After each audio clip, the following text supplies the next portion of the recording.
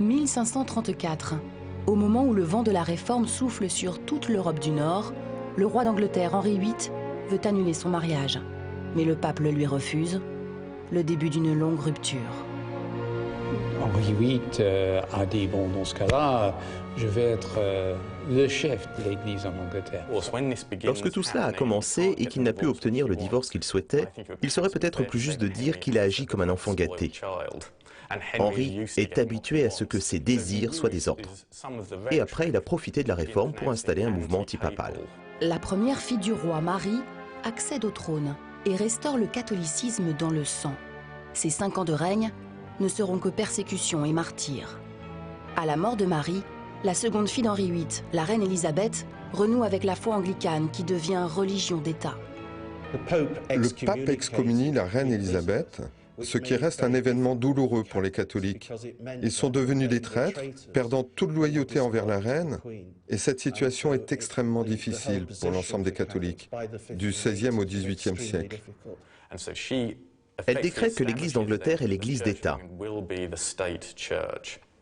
Et c'est quelque chose à laquelle le peuple à l'époque n'est pas habitué, le fait qu'un État et une Église soient intrinsèquement liés. Donc, la reine est le chef de l'Église, comme c'est encore le cas aujourd'hui. Une Église qui, au même moment, s'affiche ouvertement anticatholique. Et c'est dans ce contexte que débutent les persécutions avec l'application des lois pénales. Aux persécutions sanglantes suivent 2 siècles de fortes discriminations inscrites dans ces lois pénales. Ce n'est qu'en 1829 que le Parlement britannique vote l'acte d'émancipation des catholiques.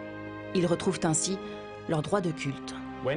Lorsque l'émancipation des catholiques a lieu en 1829, ils ne sont toujours pas vraiment populaires aux yeux de la hiérarchie anglicane et de l'Église. Et c'est d'autant plus vrai lorsque la hiérarchie catholique, c'est-à-dire quand les évêques catholiques reviennent en 1850. Donc, c'est une période de face à face. Même s'il n'y a pas de guerre ouverte entre les 2 églises, on ne peut pas dire qu'il y ait une bonne entente.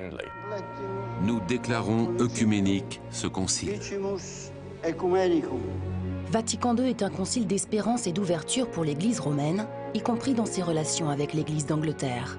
4 ans plus tard, pour la première fois, un primat anglican sera reçu à Rome par un pape catholique. Et c'était suivant Vatican II que Michael Ramsey a eu cette réunion historique avec Paul VI.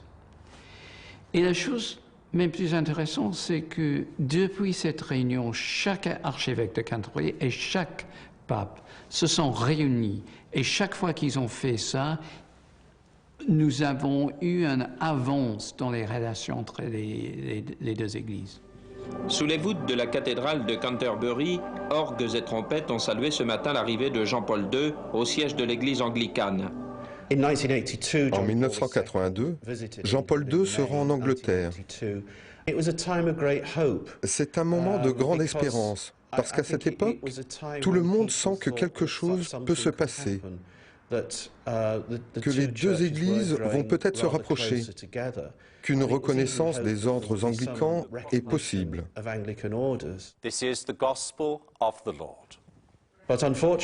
Mais malheureusement, ce qu'il se produit par la suite, c'est qu'en 1992, l'Église d'Angleterre ordonne des femmes prêtres. Et c'est une épreuve très difficile. Si la question des femmes prêtres pose problème aux catholiques, celle des femmes évêques que l'Église anglicane s'apprête à voter en juillet risque de raviver les désaccords. L'ordination des femmes à l'épiscopat va être un blocage, une difficulté. Mais pas un blocage de point de vue personnel, de point de vue institutionnel plutôt. Cela va-t-il refroidir les relations aujourd'hui cordiales entre Benoît XVI et son homologue anglican Rowan Williams? Déjà, depuis 1 an, le pape a ouvert une structure d'accueil pour tous les déçus des positions trop libérales de l'Église d'Angleterre.